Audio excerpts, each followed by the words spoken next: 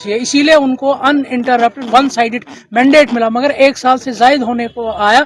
कोई भी वो वादा, चाहे वो 200 यूनिट का वादा था, चाहे वो 12 गैस सिलेंडर्स का मामला था, चाहे वो पॉलिटिकल इश्यूज को लेकर जो उन्होंने वादे किए थे, आर्टिकल 370 को लेकर रिजर्वेशन जो सबसे बड़ा बर्निंग इशू है 370 से ज्यादा, उसको रिलेटेड जो वादे उन्होंने किए थे, मगर अभी तक कोई वादा हमें जमीन पर नहीं उतरा। मगर मिला क्या? ऊंचेपन का मजाक। कभी उमर अब्दुल्ला बोलते हैं कि जम्मू कश्मीर के लोग बिजली चोर हैं, कभी बोलते हैं ये जमीन चोर हैं। बेइज्जतियों के सिवा जम्मू कश्मीर के लोगों को कुछ नहीं मिला। जो ये फैसला कलम दवात की सूरत में बडगाम के लोगों ने दिया, ये जम्मू कश्मीर के लोगों की भी तर्जुमानी ये फैसला करेगा। और मुझे पूरी उम्मीद है कि ये फैसला जो कलम दवात की सूरत में बडगाम से आया, ये सरकार को मजबूर करेगा उन वादों के मुतलिक सोचने में। मैं बडगाम के लोगों को शुक्रिया अदा करना चाहूँगा, जो भरोसा उन्होंने मुझे दिया।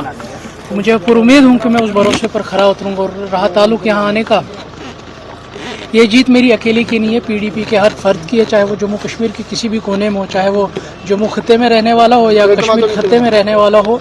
उन्होंने बड़ी मेहनत की। किसी ने अपने वोट से मदद की हमारी, और किसी ने अपने सिफारिशात और सपोर्ट से की।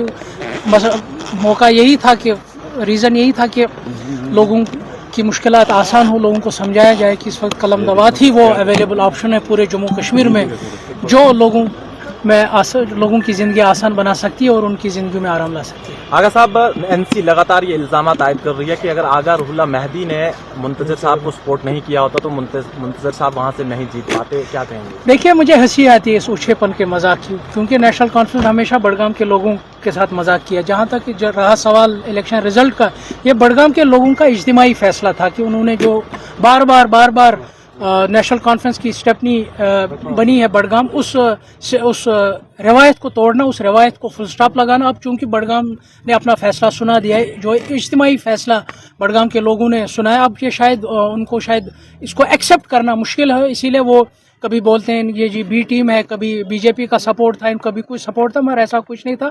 ये लोगों का इज्तिमाई फैसला था कि हमें नेशनल कॉन्फ्रेंस की छुट्टी यहाँ से करनी चाहिए। आज आपने ओथ ली है और बडगाम में अब किस तरह की डेवलपमेंट होगी, क्योंकि आप हमेशा कहते रहे कि बडगाम को नजरअंदाज किया गया। बिल्कुल, बडगाम मार्जिनलाइज्ड है, बडगाम अदरवाइज्ड रहा है। हमारी यही कोशिश रहेगी, जो सुविधाएं, जो बेसिक राइट्स जम्मू कश्मीर के हर वासी को है, वही बेसिक राइट्स, चाहे वो बेहतर सड़क के हवाले से हो, बेहतर तालीम के हवाले से हो, बेहतर हेल्थ के हवाले से, वो बेसिक राइट्स हम रेस्टोर वहाँ के लोगों को। 1 साल का वक्त ऑलरेडी जो है वो खत्म हो चुका है, आपको लगता है 4 सालों में आप लोगों के साथ ये बात जो है? बिल्कुल, क्योंकि मैं ऑलरेडी लोगों के साथ शाना बशाना खड़ा था। ऐसा नहीं है कि मैं इलेक्शन में आने के बाद लोगों के साथ जुड़ा हूँ। मैं हमेशा लोगों के साथ शाना बशाना खड़ा रहा, उनके हर दफ्तर, उनके हर थाने में उनके साथ गया हूँ। मुझे अंदाजा है लोगों की मुश्किलात का, और मैं पूरी उम्मीद हूँ कि मैं चाहे 4 साल टाइम मिले या आगे भी, मैंने जो एक वादा किया है, मैं वो लोगों के साथ वो पूरा करूंगा। देखिए, ये जीत है मायूस दिलों की।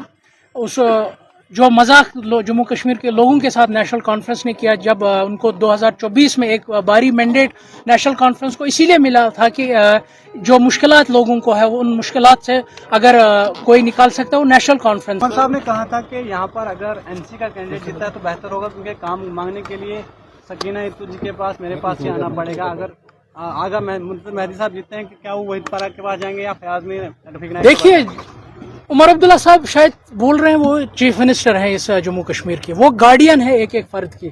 वो एक कंडीशनल नहीं रख सकते हैं कि आप मुझे वोट दे तब मैं आपको सड़क दूंगा। उन्होंने एक ओथ लिया, उन्होंने एक कसम ली है इख्तिदार की कुर्सी की कि मैं बिला मजहब डिस्क्रिमिनेशन में सबकी खिदमत करूंगा। ये वो गुंडागर्दी की जो नेशनल कॉन्फ्रेंस ने हमेशा बडगाम के लोगों के साथ की है, उसी की ये परछाई है। बाकी रहा सवाल बडगाम के लोगों के राइट्स के लिए लड़ना, हम लड़ना जानते हैं। जहां हमें लगेगा कि हमें लड़ना है, हम लड़ेंगे। जहां हमें लगेगा कि हमें किसी की मिन्नतें करनी, हम जाएंगे। चाहे किसी मिनिस्टर से मिलना हो, चाहे किसी एमएलए से मिलना हो, बडगाम के लोगों के लिए हम हर किसी दरवाजे पर जाएंगे, हर किसी दर पर जाएंगे, जिससे बडगाम के लोगों के राइट्स रेस्टोर होंगे। बडगाम के लोगों के राइट्स को कोई कंडीशनल नहीं रख सकता। ये मैं वाज़िया तौर बताना चाहूंगा कि बडगाम के राइट्स जो उनको आईन देता है, वो उनको मिल के रहेंगे। इसको कंडीशनल बनाना ये काबिल मजम्मत भी और काबिल अफसोस भी।